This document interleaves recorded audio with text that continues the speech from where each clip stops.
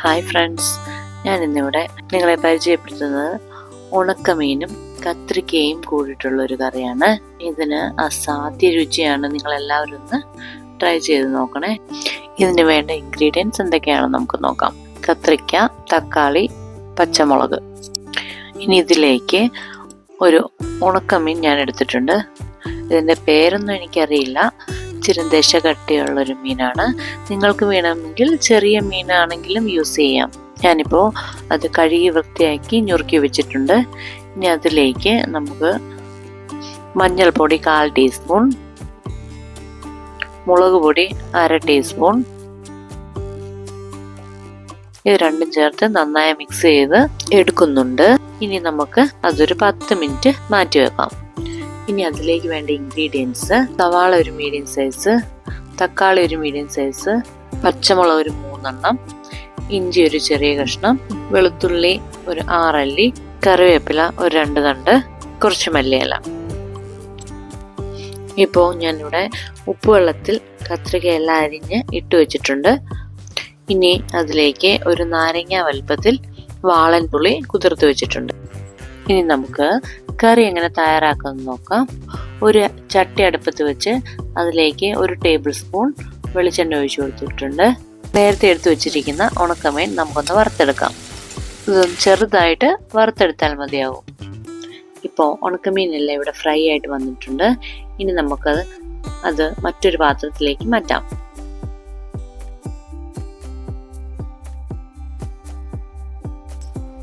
ഇനി അതേ ചട്ടിയിൽ 1 ടേബിൾ സ്പൂൺ വെളിച്ചെണ്ണ ഒഴിച്ചു കൊടുക്കാം.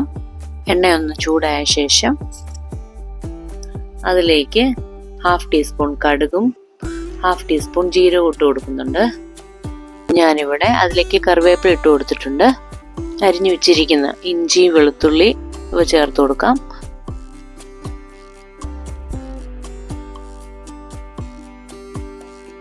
ഞാൻ നന്നായിട്ടൊന്ന് വഴറ്റാം.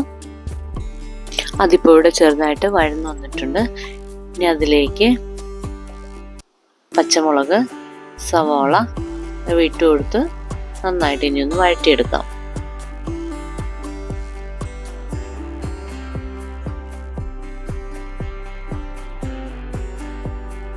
അതിപ്പോൾ ഇവിടെ വഴന്നു വന്നിട്ടുണ്ട്. ഇനി അതിലേക്ക് തക്കാളി ഇട്ട് കൊടുക്കാം.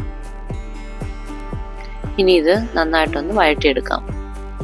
ഇപ്പോൾ തക്കാളിയും സവോള എല്ലാം ചെറുതായിട്ടൊന്ന് വഴന്നു വന്നിട്ടുണ്ട്. ഇനി അതിലേക്ക് നമുക്ക് 1/2 ടീസ്പൂൺ മഞ്ഞൾപ്പൊടി, 1½ ടീസ്പൂൺ മുളക് പൊടി, ഈ പൊടികളുടെ പച്ചമണം മാറുന്നത് വരെ നമുക്കൊന്ന് വഴറ്റിയെടുക്കാം.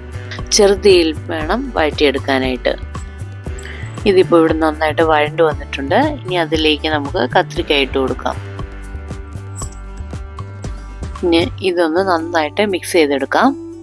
ഇനി അതിലേക്ക് എടുത്തു വെച്ചിരിക്കുന്ന വാളൻ പുളിയുടെ വെള്ളം ഒഴിച്ചു കൊടുക്കാം. ആവശ്യത്തിന് ഉപ്പും ചേർത്ത് കത്രിക്ക വേവാൻ വേണ്ടി മാത്രമുള്ള ചൂടുവെള്ളം ഞാനിവിടെ ഒഴിച്ചു കൊടുക്കുന്നുണ്ട്. ഇനി ഇതെല്ലാം ചേർത്ത് നന്നായിട്ട് ഇളക്കി നമുക്ക് മൂടി വെച്ച് വേവിച്ചെടുക്കാം.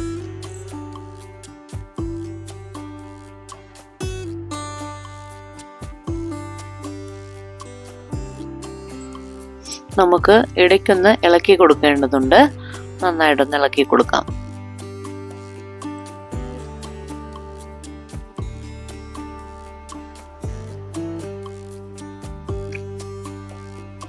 ഇപ്പോൾ കത്രിക്കയെല്ലാം ഒരു 1/4 വേവായിട്ടുണ്ട്.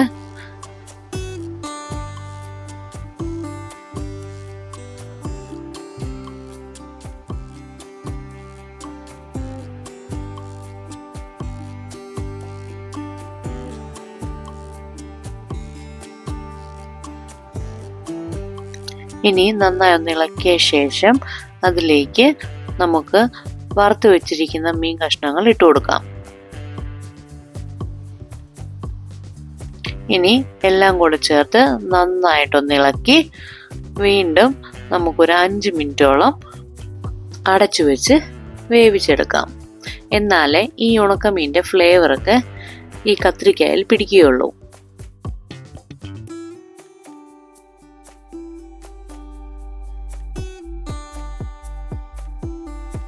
ഇനി നമുക്ക് തുറന്ന് നോക്കാം. ഇപ്പോൾ കത്രിക്കയും ഉണക്കമീനും എല്ലാം നന്നായിട്ട് വെന്ത് വന്നിട്ടുണ്ട്. ഇനി അതിലേക്ക് നമുക്ക് കുറച്ച് മല്ലിയില ചേർത്ത് കൊടുക്കാം. ഇനി ഇതെല്ലാം കൂടെ നന്നായിട്ടൊന്ന് മിക്സ് ചെയ്തെടുക്കാം. ഇപ്പോൾ ഇതെല്ലാം നന്നായിട്ട് മിക്സ് ആയിട്ട് വന്നിട്ടുണ്ട്. ഇനി നമുക്ക് പാത്രം അടച്ചു വെച്ച് ഫ്ലെയിം ഓഫ് ചെയ്യാം.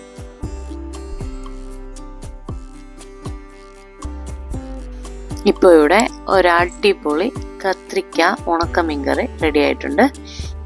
നിങ്ങളെല്ലാവരും ഉറപ്പായിട്ട് ഇതൊന്ന് ട്രൈ ചെയ്ത് നോക്കണം. നിങ്ങൾക്ക് ഉറപ്പായിട്ടും ഇത് ഇഷ്ടമാകും. അപ്പോൾ മറക്കാതെ ട്രൈ ചെയ്യണേ. Thank you for watching.